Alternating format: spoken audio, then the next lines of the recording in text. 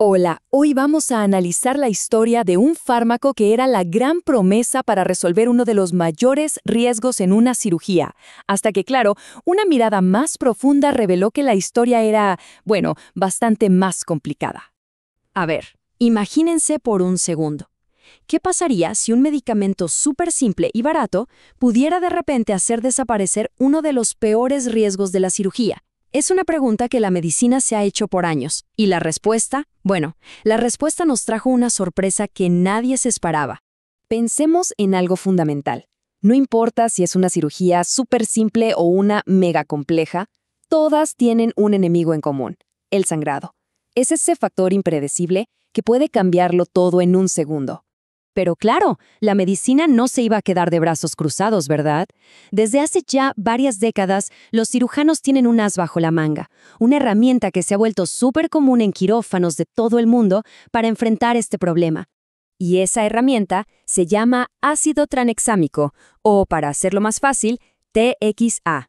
El nombre técnico es agente antifibrinolítico, que suena complicadísimo, pero la idea es bastante simple. En esencia, lo que hace es ayudar a que los coágulos de sangre que nuestro propio cuerpo crea se hagan más fuertes y aguanten más tiempo. Pero ¿cómo lo hace exactamente? A ver, vamos a simplificarlo. Imaginen que se hacen un corte. El cuerpo, que es inteligentísimo, crea un coágulo para tapar la herida. ¿El problema?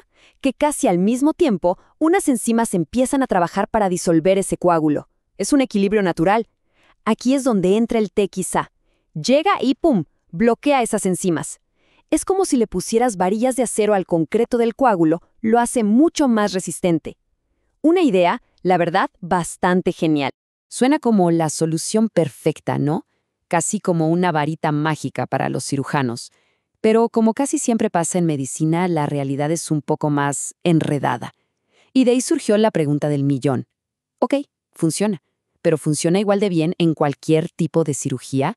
Bueno, para contestar esa pregunta de una vez por todas, un grupo de investigadores decidió hacer la prueba de fuego de la evidencia científica, un metaanálisis.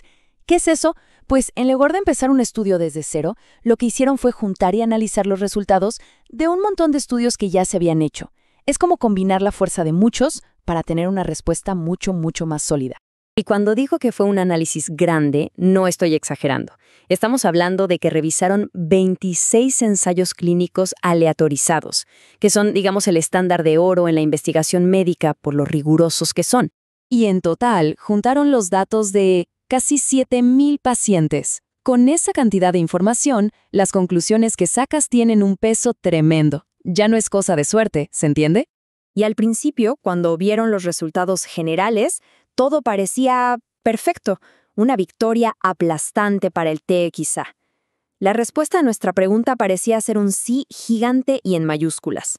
Y es que los números eran impresionantes. En general, con el TXA se perdía menos sangre, casi 36 mililitros menos. Se necesitaban un 25% menos de transfusiones y, ojo, había un 28% menos de sangrados graves. O sea, las cifras hablaban por sí solas. Y lo más importante, el punto clave, parecía ser seguro. El gran miedo con un fármaco así es que al fortalecer los coágulos pueda terminar creando coágulos donde no debe. Pero no, el análisis mostró que no había un mayor riesgo de eso. Era efectivo y seguro. El combo perfecto. Entonces, listo, caso cerrado, ¿no? Pues no tan rápido, porque aquí es donde la historia da un giro inesperado. Cuando los investigadores decidieron hacer zoom y mirar los datos más de cerca, separando los resultados por tipo de cirugía, se encontraron con algo que no cuadraba. Y aquí está el corazón del asunto. Si mirabas la foto completa, todo era positivo. Menos sangre perdida, menos transfusiones. Pero al poner la lupa en un tipo específico, la cirugía abdominal, esos beneficios se esfumaban. Simplemente ya no estaban. Era como si el efecto del fármaco desapareciera en ese contexto. Entonces, la pregunta obvia es, ¿dónde sí estaba funcionando el TXA? Bueno, este desglose lo deja clarísima. En cirugías de cabeza y cuello, sí, funcionaba bien.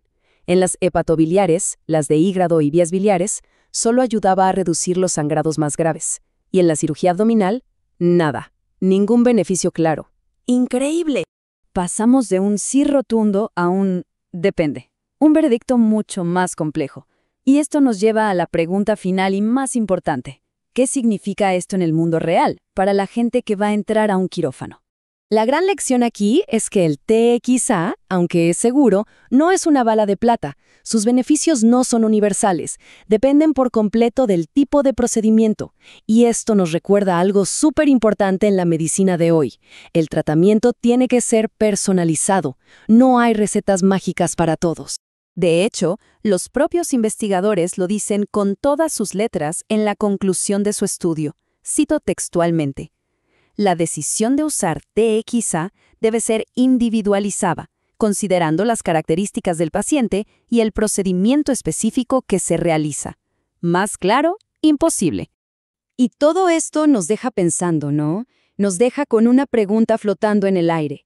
¿Cuántas otras verdades médicas que hoy damos por sentadas en realidad tienen estas excepciones escondidas esperando a que alguien mire con un poquito más de detalle? Nos recuerda que en la ciencia la curiosidad nunca se detiene.